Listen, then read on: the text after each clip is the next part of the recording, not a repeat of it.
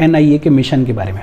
और मिशन में बहुत सारी चीज़ें लिखी हुई हैं, लेकिन बहुत जनरल चीज़ें लिखी हुई हैं, एक एक करके रटने की ज़रूरत नहीं है, एक ब्रॉड अंडरस्टैंडिंग डेवलप कर लेते हैं अपन। देखो पहला मिशन क्या है, in depth professional investigation of scheduled offences using latest scientific methods of investigation. Various acts में बताया हुआ है कि कौन से ऑफेंसेस शेड्यूल्ड ऑफेंसेस होते हैं। इन शेड्यूल्ड ऑफेंसेस के केस में प्रोफेशनल तौर पे इन्वेस्टिगेशन करना और उस इन्वेस्टिगेशन में साइंटिफिक मेथड्स को यूज़ करना, ये एक मिशन है एनआईए का। दूसरा मिशन क्या है, ensuring effective and speedy trial. और ये तो सभी एजेंसीज का मिशन होना चाहिए कि इफेक्टिव और स्पीडी ट्रायल प्रोवाइड किया जाए। कॉन्स्टिट्यूशन में और बाकी कानून की किताब में क्या लिखा हुआ है उसको अपहोल्ड करना, ह्यूमन राइट्स को और ह्यूमन डिग्निटी को प्रोटेक्ट करना, ये भी एक मिशन है एनआईए का। NIA wants to create a professional workforce, और ये जो प्रोफेशनल वर्कफोर्स है इसको क्रिएट किया जाएगा through regular training and exposure to best practices. फिर एनआईए का मिशन ये भी है कि हमें साइंटिफिक टेम्पर को डिस्प्ले करना है। वो पुराने घिसे पिटे मेथड्स के थ्रू इन्वेस्टिगेशन नहीं करना है, साइंटिफिक टेम्पर को यूज़ करना है, मॉडर्न मेथड्स और लेटेस्ट टेक्नोलॉजी को यूज़ करना है in all spheres of activities. NIA का एक गोल ये भी है कि सेंट्रल गवर्नमेंट के अंडर, स्टेट गवर्नमेंट्स के अंडर और यूनियन टेरिटरीज के अंडर जितनी भी इन्वेस्टिगेशन एजेंसीज हैं, अदर लॉ एनफोर्समेंट एजेंसीज हैं, उनके साथ में कॉर्डियल रिलेशंस और उनके साथ में प्रोफेशनल रिलेशंस मेंटेन करना भी एक मिशन है एनआईए का। किसी भी स्टेट को, किसी भी स्टेट के किसी भी इन्वेस्टिगेशन एजेंसी को अगर टेररिस्ट रिलेटेड केस में कोई भी असिस्टेंस चाहिए तो वो असिस्टेंस भी कौन प्रोवाइड करता है, एनआईए प्रोवाइड करता है। एनआईए का एक मिशन ये भी है कि जितनी भी टेररिस्ट रिलेटेड इंफॉर्मेशन है उसका एक बढ़िया सा डेटाबेस क्रिएट करना है और ज़रूरत पड़ने पर उसको शेयर भी किया जाए। एनआईए का एक काम ये भी है कि दुनिया भर की कंट्रीज़ में जो भी टेररिज्म से रिलेटेड लॉज हैं उनको स्टडी करना, उनको एनालाइज करना, देखना कि हमारे कंट्री में जो एग्जिस्टिंग लॉज हैं वो कहाँ खड़े होते हैं, और अगर कुछ चेंज रिक्वायर्ड है तो वो चेंज भी प्रपोज करना किसका काम है, एनआईए का। और finally winning the confidence of citizens of Indians. ये तो बेहद ज़रूरी है किसी भी एजेंसी के सक्सेसफुल फंक्शनिंग के लिए कि उसके सिटीजन्स का भरोसा उस एजेंसी में होना चाहिए। ये बड़े बेसिक से मिशन है एनआईए के, और इनको एक एक करके रटने की ज़रूरत नहीं है। एक ब्रॉड अंडरस्टैंडिंग डेवलप करो कि भाई डेटाबेस क्रिएट करना है, जितने भी टेररिज्म रिलेटेड केसेस हैं उनसे डील करने के लिए एनआईए को क्रिएट किया गया है।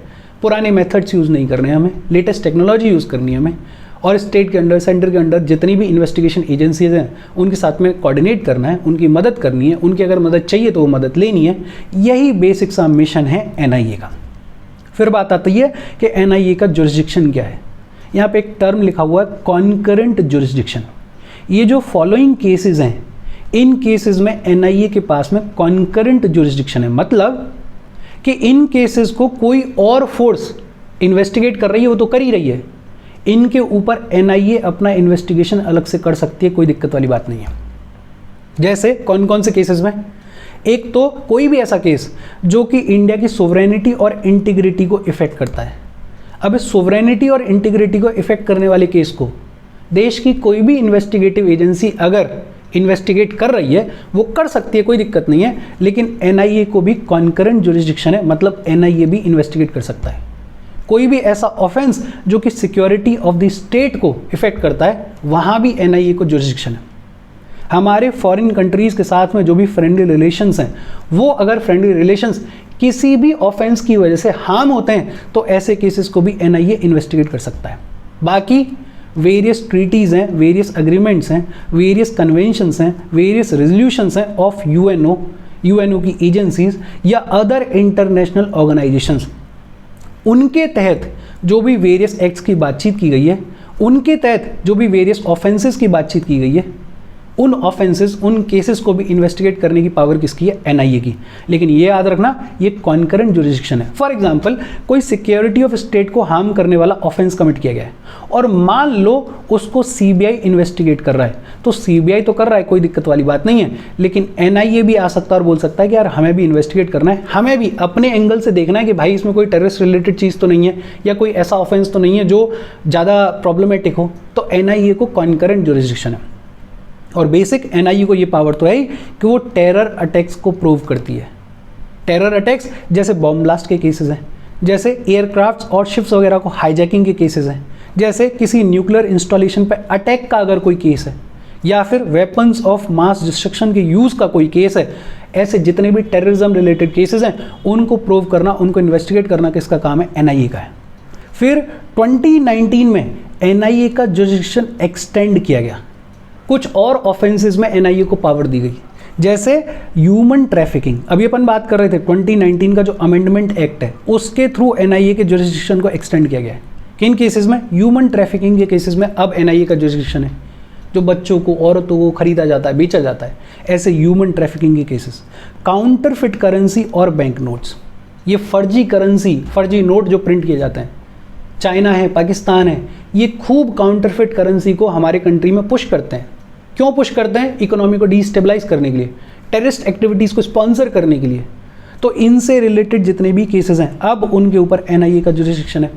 मैन्युफैक्चर और सेल ऑफ प्रोहिबिटेड आर्म्स, ऐसे आर्म्स एंड एम्यूनिशंस जो कि प्रोहिबिटेड हैं, उनकी अगर मैन्युफैक्चरिंग हो रही है, उनकी अगर सेल हो रही है, उससे रिलेटेड भी जो ऑफेंसेस हैं उनके ऊपर भी अब किसका जुरिडिक्शन है? एनआईए का है।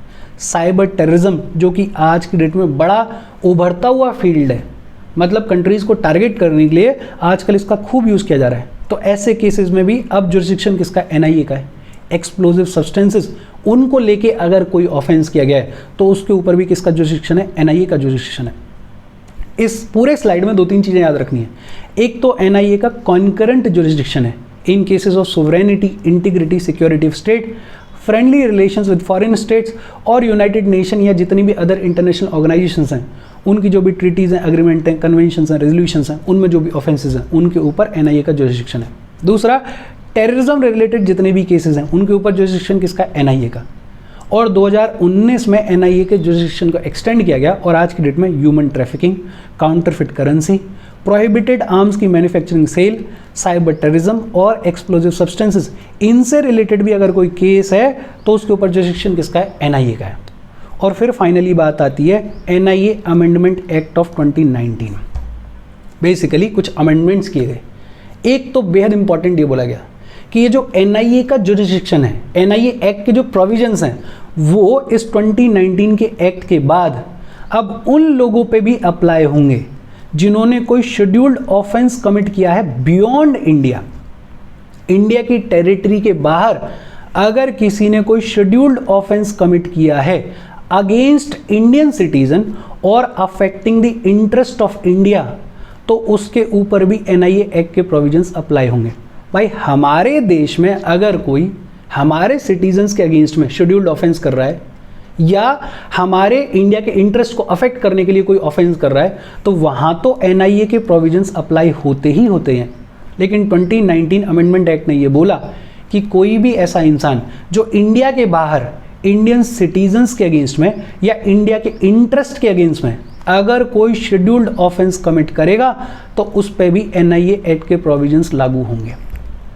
ये जो एनआईए के ऑफिसर्स हैं इनके पास में सेम वही पावर्स हैं, सेम वही ड्यूटी है, सेम वही प्रिवीज हैं, सेम वही लाइबिलिटीज़ हैं जो कि एक पुलिस ऑफिसर के पास में होती है in connection with investigation of offences. लेकिन इसमें इंपॉर्टेंट ये है कि ये जो पावर्स हैं ये सिर्फ विद इन इंडिया नहीं है बट ऑल्सो आउटसाइड इंडिया भी हैं। मतलब किसी ने इंडिया के इंटरेस्ट के अगेंस्ट में कोई शेड्यूल्ड ऑफेंस कमिट कर दिया इंडिया के बाहर, तो एनआईए वो एजेंसी है हमारी जिसके पास में सेम पावर्स होंगी जो कि एक पुलिस ऑफिसर्स के पास में पावर होती हैं outside the India as well. India के बाहर जाके पुलिस ऑफिसर्स वाली जितनी भी पावर्स हैं उनको कौन एक्सरसाइज कर सकता है? शेड्यूल्ड ऑफेंसेस के केसेस में एनआईए के ऑफिसर्स। इस 2019 के अमेंडमेंट एक्ट के थ्रू सेंट्रल गवर्नमेंट को ये पावर दे दी गई कि सेंट्रल गवर्नमेंट जो है वो एनआईए को बोल सकती है ऐसे किसी भी ऑफेंस के केस में जो कि इंडिया के बाहर कमिट किया गया है, उस केस में सेंट्रल गवर्नमेंट एनआईए को बोल सकती है कि भाई साहब केस रजिस्टर करो और इस इन्वेस्टिगेशन को अपने हाथों में लो। मतलब सेंट्रल गवर्नमेंट बोल सकती है कि मान लो किसी XYZ कंट्री में कोई ऐसा शेड्यूल्ड ऑफेंस कमिट कर दिया गया है जो कि इंडिया के इंटरेस्ट के अगेंस्ट में है, तो सेंट्रल गवर्नमेंट एनआईए को बोल सकती है कि रेगुलर केस रजिस्टर करो और इन्वेस्टिगेशन करो और आगे के स्टेप्स लो। सेंट्रल गवर्नमेंट और स्टेट गवर्नमेंट्स को ये पावर दी गई कि वो किसी भी सेशन कोर्ट को डेजिग्नेट कर सकती हैं as special court for conducting the trial of offences under the NIA act. Central government और स्टेट की गवर्नमेंट्स किसी भी सेशन कोर्ट को डेजिग्नेट कर सकती हैं और बोल सकती हैं कि आज से ये स्पेशल कोर्ट है जो कि एनआईए एक्ट के तहत जितने भी ट्रायल्स चल रहे हैं उनको कंडक्ट करेगा। और इस 2019 अमेंडमेंट एक्ट के थ्रू कुछ नए ऑफेंसेस को भी एनआईए एक्ट के जुरिस्डिक्शन में ऐड किया गया, एनआईए के जुरिस्डिक्शन में ऐड किया गया। अभी अपन ने पढ़ा था ह्यूमन ट्रैफिकिंग वगैरह वो सब, और इसके साथ एनआईए की बातचीत खत्म हो गई। एक बार फिर से देख लेते हैं ये एनआईए अमेंडमेंट एक्ट ऑफ 2019। एक तो बेहद इंपॉर्टेंट ये बोला गया कि कोई भी शेड्यूल्ड ऑफेंस इंडिया के बाहर अगर कमिट किया गया है अगेंस्ट इंडियन सिटीजन या फिर ऐसा ऑफेंस है जो कि इंडिया के इंटरेस्ट को अफेक्ट करता है तो उसके ऊपर एनआईए एक्ट के प्रोविजंस अप्लाई होंगे। एनआईए के ऑफिसर्स के पास में सेम वही पावर्स होती हैं जो कि एक पुलिस ऑफिसर के पास में होती हैं। विद इन इंडिया तो होती ही हैं, आउटसाइड इंडिया भी होती हैं। अगर कोई भी शेड्यूल्ड ऑफेंस इंडिया के अगेंस्ट में इंडिया के बाहर कमिट किया गया है तो सेंट्रल गवर्नमेंट को ये पावर दे दी गई है कि सेंट्रल गवर्नमेंट एनआईए को बोल सकती है कि केस रजिस्टर करो और इन्वेस्टिगेशन करो। सेंट्रल गवर्नमेंट और स्टेट गवर्नमेंट्स को ये पावर दे दी गई कि वो किसी भी सेशन कोर्ट को डेजिग्नेट कर सकती हैं as a special court for conducting the trial of offences under the NIA act. और एनआईए एक्ट के तहत कुछ और नए ऑफेंसेस को ऐड किया गया इस 2019 के अमेंडमेंट एक्ट के थ्रू, और इसके साथ एनआईए की बातचीत खत्म हो गई। बहुत इजी, बहुत छोटा सा चैप्टर था, एक दो बार देखोगे सारी चीज़ें सेट हो जाएंगी। कोई डाउट हो please comment. Thank you very much.